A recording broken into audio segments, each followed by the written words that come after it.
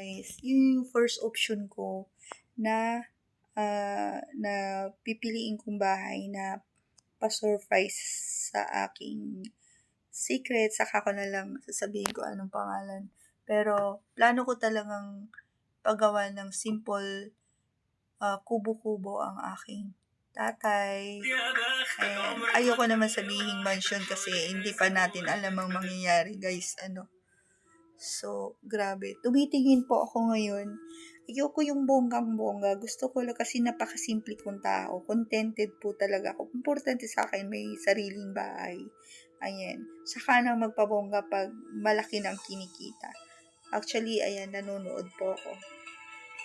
Kanina pa ako nag-choice. Wala po akong magawa dito sa loob ng bahay. So, thinking po ako na gumawa ng mag-select ng pinakagusto kong bahay habang andi dito ko sa Duhay, kasama ko yung mga architect, mga civil engineer at magpapagawa ako ng drawings para pag uwi ko ng Pilipinas, dala-dala ko na. Sana po guys.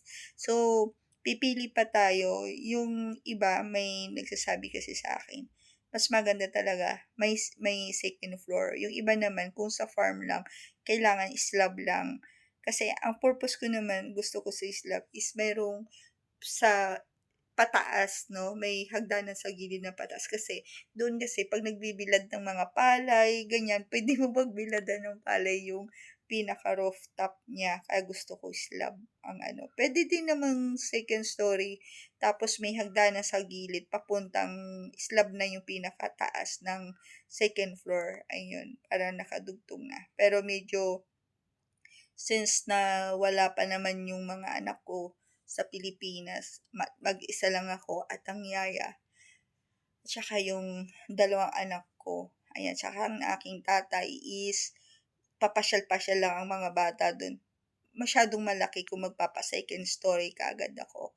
Ayan, yung ipapagawa dun, ipupuhunan muna sa farm, ayan, na para may pagkaabala ng aking tatang, ayan, at saka ako na rin, ayan, may pagkaabalang kind small business po sa sa farm po namin, ayan.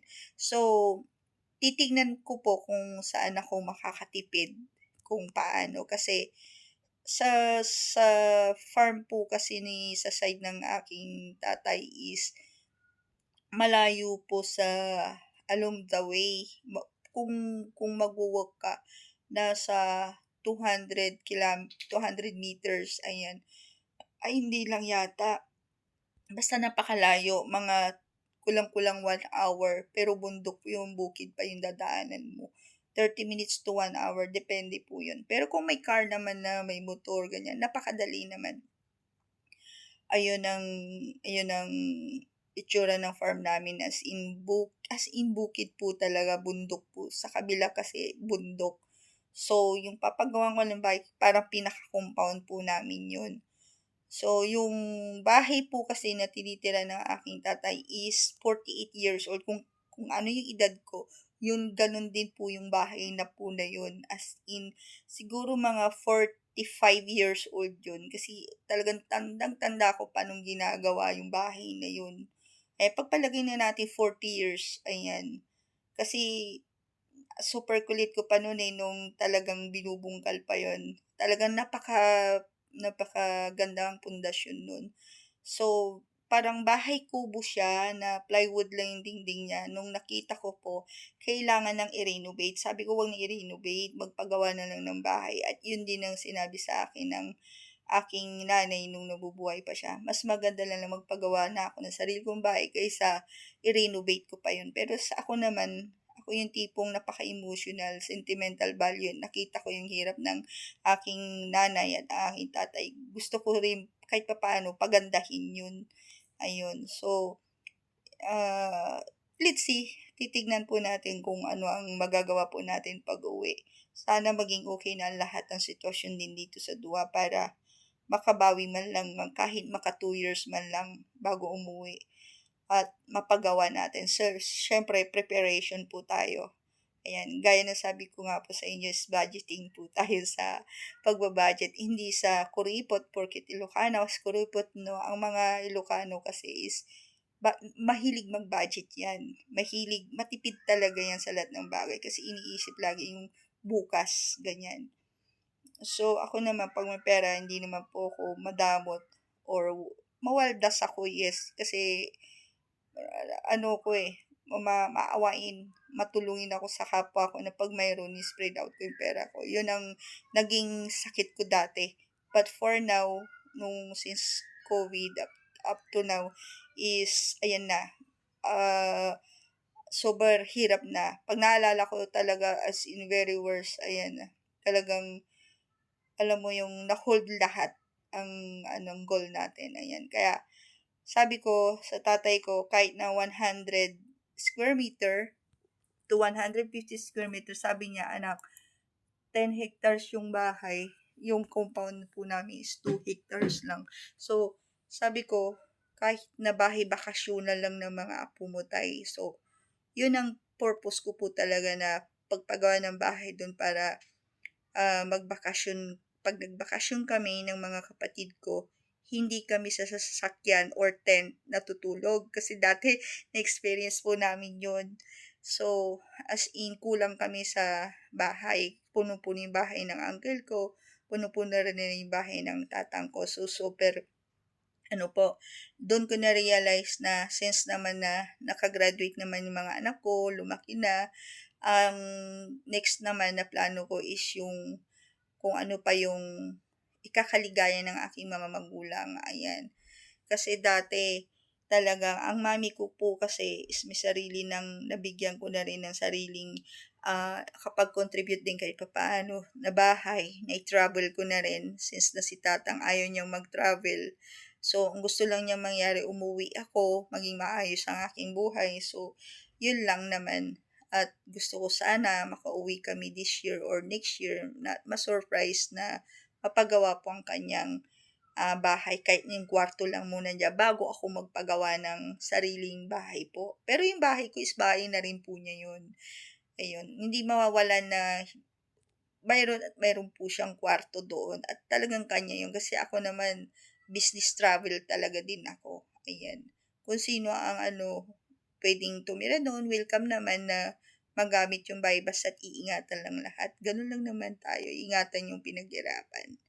Ayan ang kaya naisipan ko habang dito ko since na hindi bawal pa lumabas at hindi ako nakakalabas, guys, is kailangan kong mag-budgeting na lang at mag-budget sa business, mag-budget kung ano yung gagastusin, ayan. Kailangan pag-isipan ng how many million times kung anong gagawin. For example, kung puro wood ba, puro bamboo ba, or minimal lang, or modern house pa, yung gano'n. Para sa akin po kasi, ako yung naka-budget program. Kung habang buhay mong gagamitin, hindi ko tinitipid. Mas gugustuhin kong mas matibay ang bahay ko kaysa yung mura nga, renovate mo naman every 1 year, every 2 years, nasayang lang ang pera mo. Mas gugustuhin ko na hindi baling maliit, basta't matibay at hindi pwedeng i-renovate ng i-renovate. Kasi nga, tag-ulan, earthquake, alam niyo naman ang sitwasyon sa Pilipinas, no? Araw, ulan, earthquake, yan laging kalaban natin.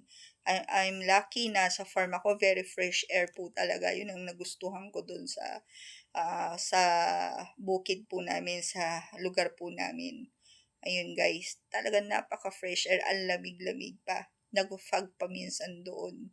Ayan. So, yun ang naisipan ko, guys, na kung free cash ba yun? At syempre para sa akin, hangga't kailangang magtitipid. Gaya nga na sabi ko, bibili ako ng hulmahan ng hollow block, hindi ko na bibili ng hollow block. Ngayon ang pinag-aaralan ko, paano kaya gumawa ng cements, yung sarili mong simento? Yung ganun. So, tinitingnan ko, pinag-aaralan ko po lahat ng senaryo, no? Tapos yung saan makakuha ng mga bakal, mga materialis na makakamura, more on research na ako ng research. Kung mas okay ba yung mga small na materials dito, yung mga electrical, yung mga lights, doors, mga ganyan kung bibilihin ba dito or sa Pilipinas, unti-untihin bang bibilihin tas ipadala yung gano'n. So, yun ang nakikita ko pong, ah, senaryo since na nakukulitan na sa akin ng tatang ko pero sabi niya, sabi ka ng sabi, hindi ka na mauuwi. So, gusto ko talaga 'pag umuwi po ako is surprise, surprise na lang. Gusto ko siyang i-surprise na ano na habang andito ako, ipapadala na unti-unti yung mga materyales. Tapos 'pag nandun na ako, start na ako mismo ang mag-ano dun, magko-contractor dun sa ano na yun, sa bahay na yun. Magkukuman sa mga ano, mga engineer, mga gagawa, ayan. Kung ano ang dapat. Kailangan kasi 'pag nagpagawa po tayo ng bahay hindi puwedeng ipaubaya na kasi nangyari na po 'yan sa akin before na pinaubaya ko yung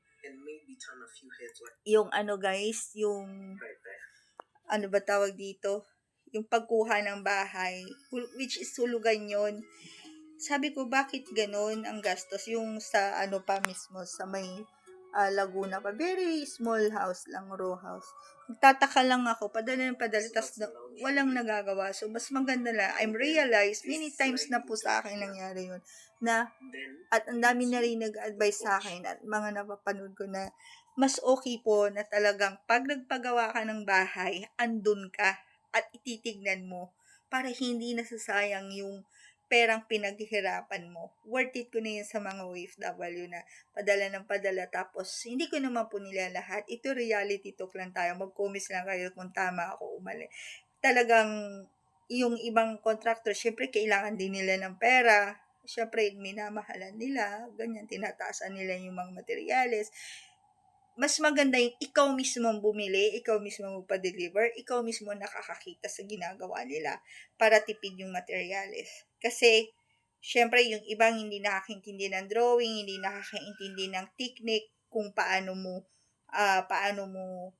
titipirin ang isang materyales. Hindi naman yung tipid na tipid, no? Yung sakto lang, no? Sa counts ng mga materials na gagawin or ikakabit. Ayan, kung alam mo yon yung kung ilang semento kasi yung iba, wala silang pakialam, sige buhos na ng buhos ng semento, pero hanggang tumigas na lang diyan, na-stock up na lang diyan, may tinatamad na, mas maganda yung ano, yung daily ang babayaran mo, makikita mo yung progress ng trabaho nila.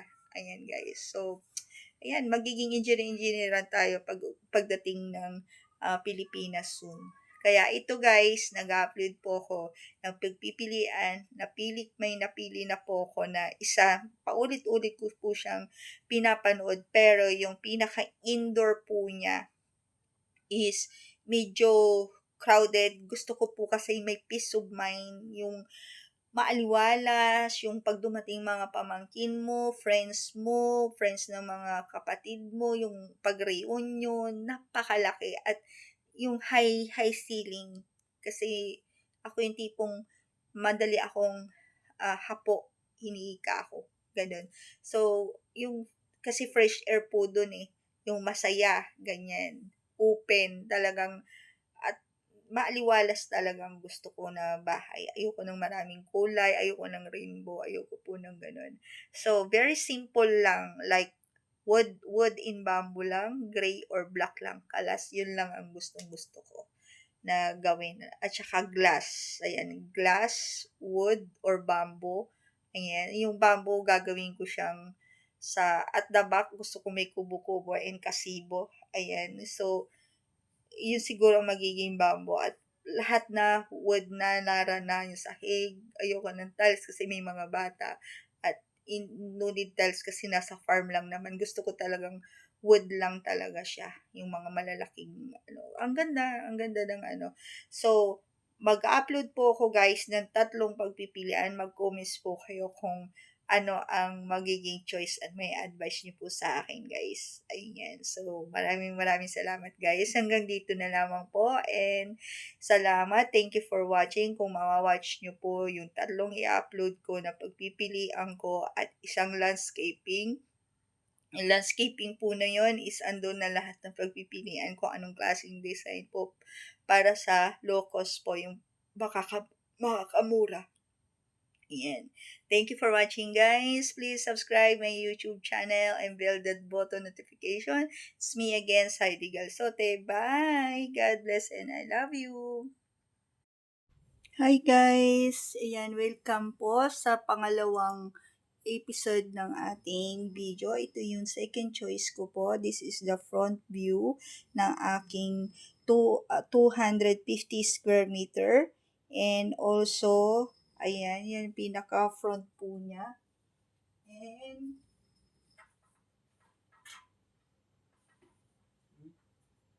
ayan guys, yung pinaka-square meter po niya. Yan yung pinaka-front po niya.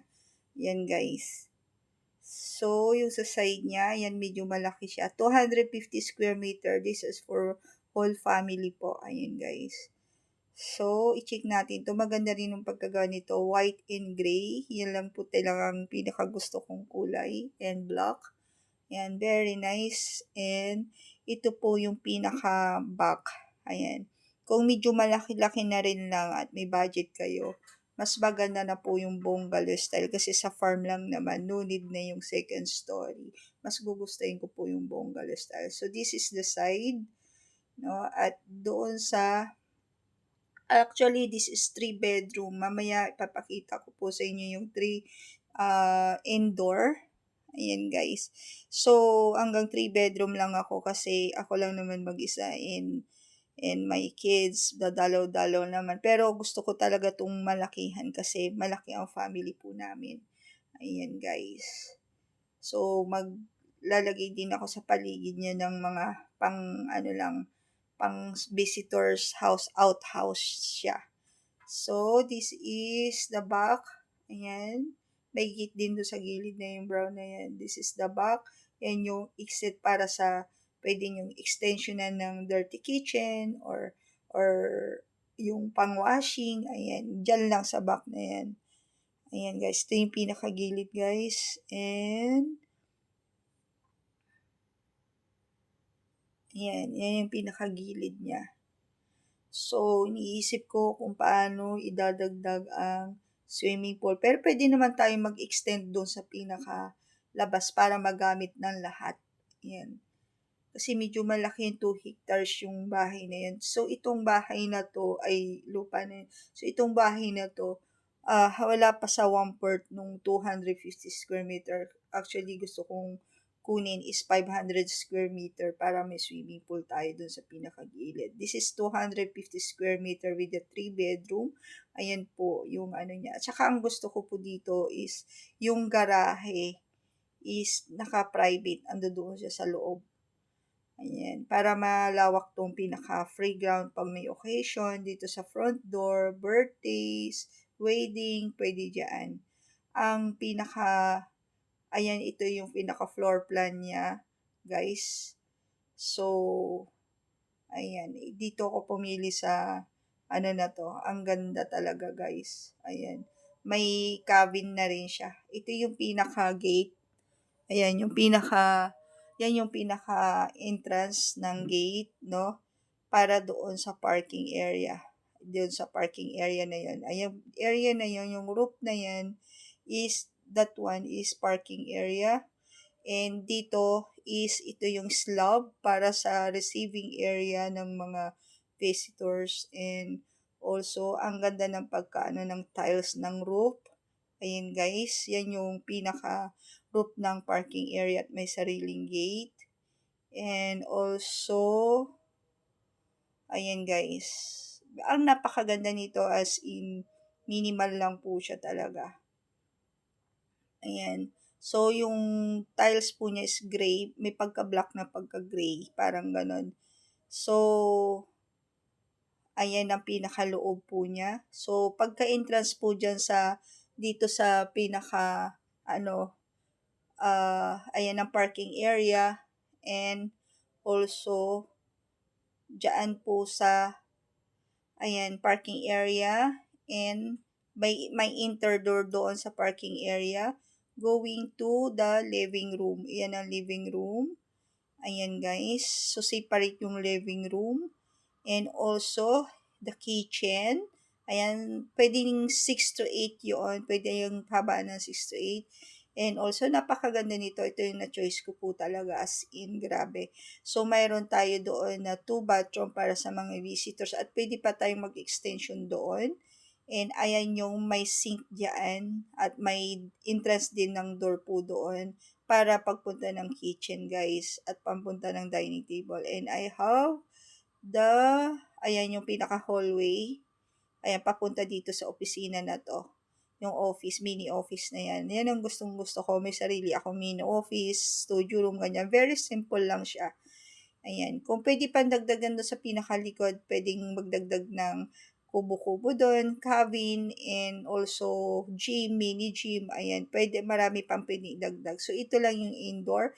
Yan ang hallway, papunta sa, ayan yung pinaka-kitchen, guys.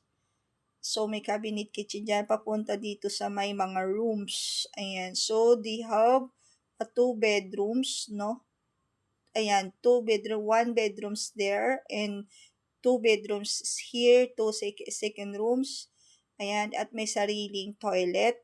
So, pwedeng magiging 6 beds yan, pwede. And going to master bedroom, guys. Sa master bedroom, may dressing cabinet at may sariling toilet. And this is the bed, master bedroom. Ayan, guys. So, dito tayo sa labas. Ipapakita ko sa zoom ko po, no? Ito, naka-zoom na siya.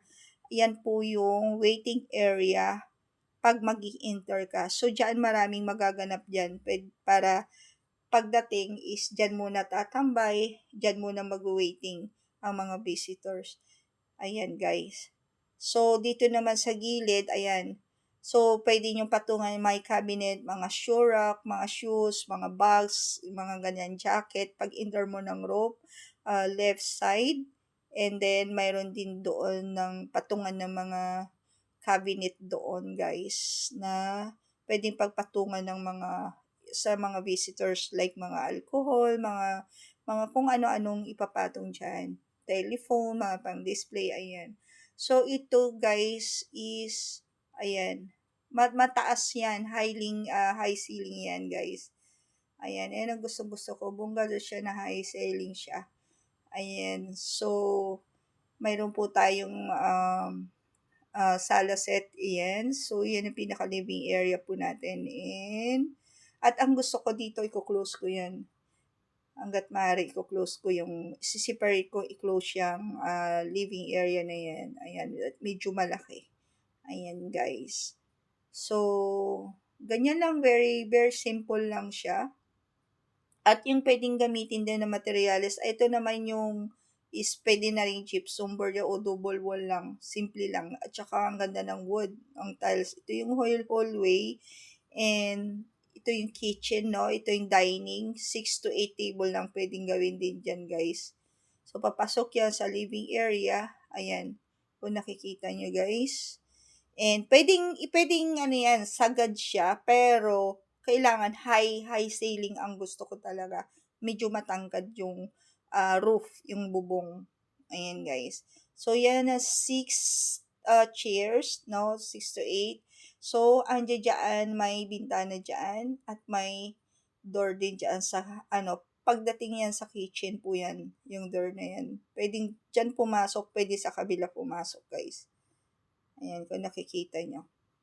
So, yan yung ito yung door ng kitchen. Ayan, kung nakikita nyo guys, may receiving area yung kitchen para if ever pagod na pagod or may kausap ka na pag nagluto ka, ayan, mayroong preparation ng breakfast cabinet. Ayan, dyan lang lahat ng mga utensils dyan, mga gagamitin. And may built-in ref, may waiting area, para sa kitchen at may lutuan. Habang nagluluto ka, chika-chika diyan kung mayroon kang or may assignment yung anak mo, ayan, habang tinuturuan mo, ganyan. Pwede siyang waiting diyan. Ang ganda ng idea na 'to guys, napakaganda. Ito yung nagustuhan ko din is, ayan, pinag-aaralan ko yung mga materialis nito kung saan makakamura guys. So, meron na akong mga materialis na makakamura talaga.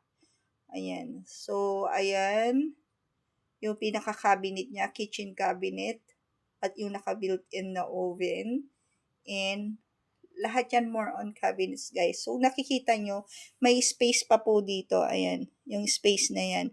May bintana doon. Hindi nakikita sa kitchen, pero nakikita doon sa loob. May waiting area po dito guys. Ayan, at may cabinet. So, ito yung pinaka-pangalawang choice ko na bahay. Kanina 100 square meter, what if 250 kung malaki yan ng family at bisita. Ayan guys. So, maganda na rin yan. Separate po yung door ng kitchen. Hindi mangangamoy yung niluluto natin. Pwede siyang indoor kitchen. Pwede rin natin gawin outdoor kitchen. Ipakita ko mamaya yung pinaka-outdoor na pwede nating extensionan. Napakaganda ng pagka-layout nito talaga. Lagi kong pinapanood to. Ang gaganda ng mga design po. Depende na lang sa budget guys. Pero as per o may computation ng budget ko, 250 square meter. May lupa naman na is hindi nabibigyan na ng lupa. Pinaka-mura na to sa magagawang bahay guys. Ayan. So, mayroon tayong mga area ng built-in ref, fridge. Ayan. And also, ayan yung pinaka-built-in cabinet ng fridge. Ayan, at may mga cabinets na rin. At yung laundry area guys, ito papasok na yung laundry area. May mga cabinet ng laundry area na to. Ayan. So, yan yung pinaka-laundry area guys. So, ayan guys, pagka ng laundry area, ayan, may pintuan ng laundry area going outside. Kung gusto nyo magsampay doon or what, ayan, may mga patungan, lagyan ng cabinet dyan. So, this is the outdoor, no? Ito yung pinaka-outdoor ng laundry area. And, pwedeng maglagay dito ng space para sampayan ng mga damit, ganyan. At pwede nga lagyan din dito ng shower area, guys. Ayan. So, ayan ang nangyayari. So, pangalawa, guys, is yung doon sa may bandang kitchen, guys. Ayan. Kung nakikita nyo. Ito is laundry area going here in the outside, guys. Ayan. So, pwede palagyan to ng roof. Ayan. For the extension para sa laundry area. Napakaganda niya. Or it depends na rin kung gusto nyo extensionan ng parang minimal lang ng coffee bar. Ayan. Pinaka-mini bar doon sa labas. Para pag may visitors, pwede silang mag-coffee-coffee doon, mag-talking-talking, mag-inuman doon sa labas. Ayan. So, ito na yon yung pinaka-dining. Ayan, pwede siyang, ayan, may sariling sink doon para sa ganun hindi napapasok sa kusina. Itong dining na to is going there to sink and my front door doon, may cabinet po doon. Ayan. Yung door po na yon, is, ayan, at mayroon po tayong, ito yung pinaka-favorite ko sa place na to is gusto kong magkaroon ng office, mini office. Ayan, may 2 cabinets. Ayan, yan ang gusto ko. So, pwede pa nating may space pa dito para sa mga computer ng editing, ganyan, pag-e-edit. Basta ito yung pinaka, very simple lang na office. Tapos, pwede pa natin extensionan yan kung gusto magpalagay ng mini gym or mini, what do you call this, yung cheater room. Ayan. So, this is the Marpy bed. Ayan na. Pinaka master bedroom to. No, guys? So, ayan na. Ito na yung office. Ayan, medyo magulo nga lang pagkano. So, ayan na yung, ito yung pinakagusto ko guys. May sariling nakatago ang car. In case na magbebiyahe ka for travel, nakatago yung car mo lang dyan. Nakagarahe lang dyan. Walang ibang makakakuha at makakakuha ng car mo dyan. Ayan. So, Ayan, pinaka-safe yung car. Yun ang pinaka-gusto ko, yung garahe na yun. May private siya talaga. Ayan. Kasi yung iba, pag open mo ng gate, kita kaagad yung car mo. Diyan, hindi. Yan ang gustong-gusto ko. So, ayan po yung tapat ng kitchen. May door din po doon. Kung sinong gustong mag-coffee, tumambay doon, pwede natin extensionan yan. Ayan. So, parang minibar yung doon sa may bandang kitchen. So, mayroong pang dalawahan na bed. Pwedeng tatluhan pa nga yan eh kung kinakailangan. So, 2 double bed po yan. So, magiging 4 na if ever, no? At may sariling attached cabinet at may computer table din sila dyan. At may mga lagayan ng shelves, may mga cabinets din. So, napakaganda talaga. Mas makakamura ka na rin dyan. Ayan. So, ang gagastusan lang dyan yung mga simento talaga kasi solid siya. Yan, pwede ng gypsum board yan. Depende sa materialis, guys. So, ito may sariling bathroom yung 2 bedroom at saka itong single room. Ayan. So, pwede yan sa mga pambabae ko, sa mga daughters ko, yung ano sa mga kids ko na lalaki. Ayan, guys. So, may sarili silang bathroom. So, ang bathroom po dito, ayan, guys. So, going to, ayan, master bedroom. Ito yung master bedroom, guys. Napakalaki. May sariling dressing cabinet. Ayan, may dressing cabinet at may sariling toilet, guys. Ayan. So, may kanya-kanyang toilet. Yung dalawang rooms, may sariling toilet. Ay, yung master bedroom, may sariling toilet. At mayroong resting area po dito. Ayan, along the window. Pwede kang mag-unwind dyan or uupo dyan, i-relax mo lang yung mind mo, ganyan. Pag nagko-computer ka or what, ganyan guys. So, napakaganda ang bahay na to. Very simple lang guys. Ayan. So, this is the bungalow style guys. Okay, 250 square meter. Since na may lupa naman na tayo, may lupa naman na si Tatang this is for all. Para sa mga kapatid ko, pamangking ko, pag bumisita, para medyo malaki. So, tama lang guys. Super tama lang ang bedroom na to, ang bahay na to.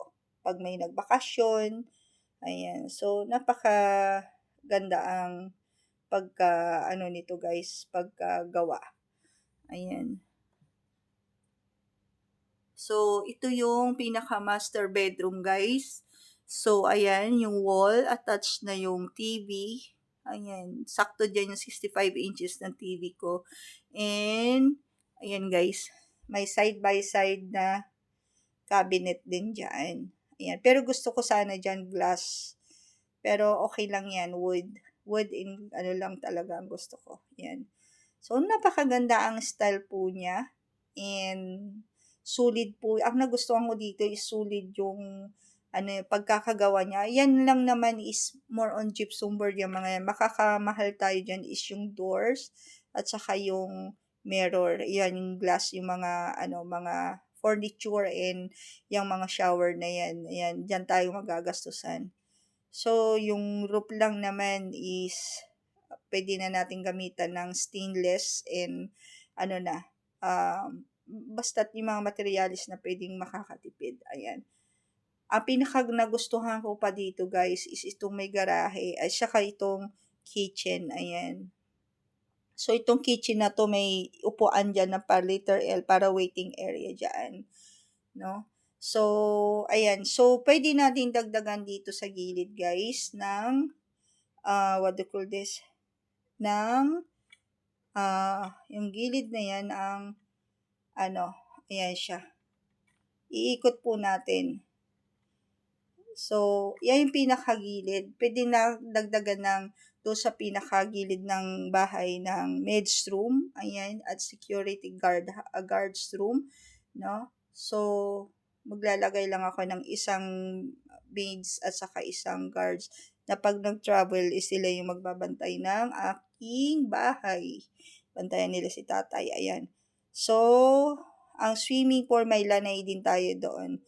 Mayroon tayong, ayan, may palaruan. Dito sa gilid na to, pwede natin gawan ng palaruan, guys. Itong gilid na to.